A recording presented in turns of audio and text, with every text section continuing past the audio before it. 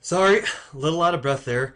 I was just finishing saving a pod of dolphins from a rogue killer whale, but I decided that no maritime disaster can keep me from teaching you about important comma guidelines, so I was able to make it back just in time to deliver this wonderful comma instructional video. We've talked about a lot of different comma guidelines in the past. Today we're going to talk about another exciting one. We're going to talk about introductory clauses, phrases, and words that occur before the main clause of the sentence. And when you run into one of these clauses, phrases, or words, you need to put a comma after, that's right, you got it, the clause, phrase, or word. So let's take a look at some examples, talk about some things, and then do some of our own writing. Introductory clauses are dependent clauses that provide background information or set the stage for the main part of the sentence. The independent clause. Common starter words for introductory clauses that should be followed by a comma include after, although, as, because, if, since, when, while. So when you run into one of these words that happen in the beginning of the sentence, before the independent clause, you offset it with a comma. For example, while I was eating, the cat scratched at the door. The independent clause in this sentence is the cat scratched the door. That could stand alone as a sentence. However, we have this first part, this introductory clause, that's setting the stage for the sentence. So while I was eating, the cat scratched at the door. So since we have an introductory clause that's providing the cat scratched the door with some more fun information, we put a handy dandy comma after the introductory clause. It's the same thing down here. Because her alarm clock was broken, she was late for class. Again, the independent clause, the part that can stand alone as a sentence, is she was late for class. That can be a sentence all on its own. But that's a boring sentence. We want to add some more information. We want to make it pop. So, because her alarm clock was broken is an introductory clause, it adds some flair. We put a little comma to offset it from the independent clause, and we're good to go. Again, another common one is beginning an introductory clause with a word like if. If this is going to happen, then this is going to happen. If you are ill, comma, you ought to see a doctor before it's too late. You ought to see a doctor before it's too late. Independent clause. Independent clause. Introductory clause. If you are ill, we offset it with a comma. When the snow stops falling, we'll shovel the driveway. You could probably guess on your own that we'll shovel the driveway can stand on its own as a sentence. When the snow stops falling, that can't be a sentence all on its own, so we offset it from the independent clause with a comma. So there's independent clause commas. Introductory phrases also set the stage for the main action of a sentence, but they are not complete clauses. Phrases don't have both a subject and a verb that are separate from the subject and verb of the main clause of a sentence. Common introductory phrases that should be followed by commas include participial and infinitive phrases, absolute phrases, non-essential appositive phrases, and long prepositional phrases, having over 4 words. That's a lot of gobbledygook that pretty much just means, again, we have some phrases that are adding more information to the independent clause. Again, these introductory clauses, while I was eating, okay? I was eating. So we have a subject, we have a verb. The only thing that separates these phrases from clauses is that they don't have that subject and verb. Having finished the test. Okay, so there's no subject in there. Having finished the test, he left the room. He left the room can stand by its own as a sentence. We have this phrase over here, having finished the test, we offset it with a comma. To get to your seat, you better come early. So you better come early, independent clause. To get to your seat, introductory phrase. After the test but before lunch, comma, I went jogging. I went jogging, that is the independent clause. That's the main guts of the sentence. After the test but before lunch, introductory phrase.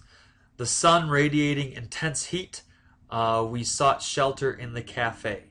So again, the first part is setting the stage for the second part. Pretty simple stuff. If you want something even simpler, let's go hang out with some introductory words. Introductory words like however, still, furthermore, and meanwhile create continuity from one sentence to the next. So we don't want to just slap a word in the beginning of a sentence and say, look, Mr. Lindenberg, I just used an introductory word.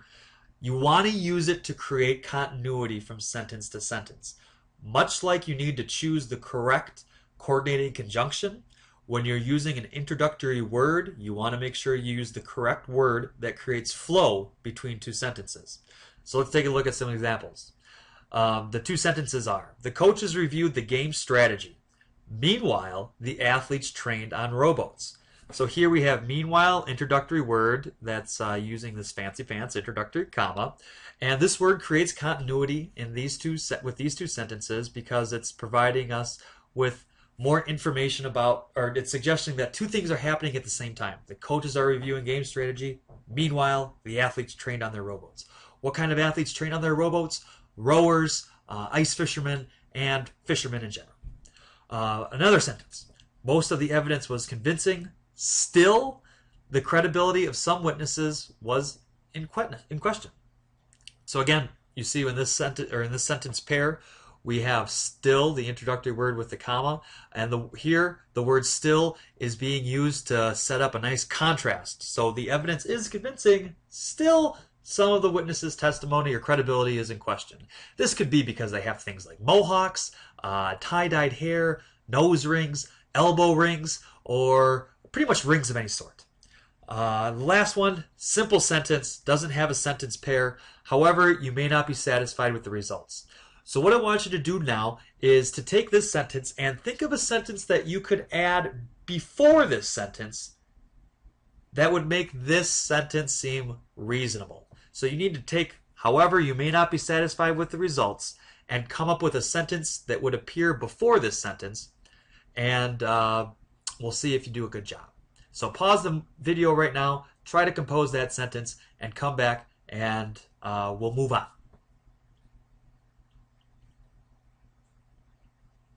All right, we'll be going over that sentence in the beginning of class tomorrow. So there's introductory clauses, words, and phrases. Pretty much the gist of things, you identify the independent clause, the part that can be a sentence, and if there's something happening before it that sets the stage, you need to put a comma in there. But, as always with the English language, we have some exceptions. Take a look at these sentences. Where people commonly put a comma is marked with a parentheses and an X. Again, people mistakenly put commas there. You don't need a comma, and here's why. Each of the following sentences may look like it requires a comma after the opening segment, but the opening segment is really the subject. It's sometimes easy to confuse subjects like the following with non-essential introductory clauses. So you got to be careful. So take a look at sentence number 1. Preparing and submitting his report to the committee for evaluation and possible publication was the most difficult task Bill had ever attempted. So again, most people put commas here, mistakenly think that it's an introductory comma. However, this first part is functioning as the subject of the sentence. One of the most difficult tasks Bill had ever attempted cannot stand alone as a sentence. It needs this first part up here for the sentence to make sense. Same thing down here. If we take a look at what would happen after the mistake comma, would be foolish. Have no idea what's going on. So we need to add a subject to the sentence. So to start a new business without doing market research and long-term planning in advance would be foolish. So again, this first part is functioning as the subject of the sentence. This last part after the mistaken comma would not make any sense. Just 3 example sentences that hopefully illustrate to you the need to watch out and not just slapdash commas every single place. Your homework for tomorrow will be to compose in your notebook a total of 10 sentences. 3 sentences must use introductory clauses. 3 sentences must use introductory phrases. 3 sentence pairs must use introductory words. So here you need to have the introductory word function as a bridge between 2 sentences. And lastly, your final sentence can be an introductory clause, word, or phrase, whatever, and 1 other comma guideline. So you need to use 2 separate comma rules. If you have any questions or are wondering about anything, just rewind the video, look at example sentences, look in your notes, and I'll look forward to seeing you in class tomorrow. Lindenberg out.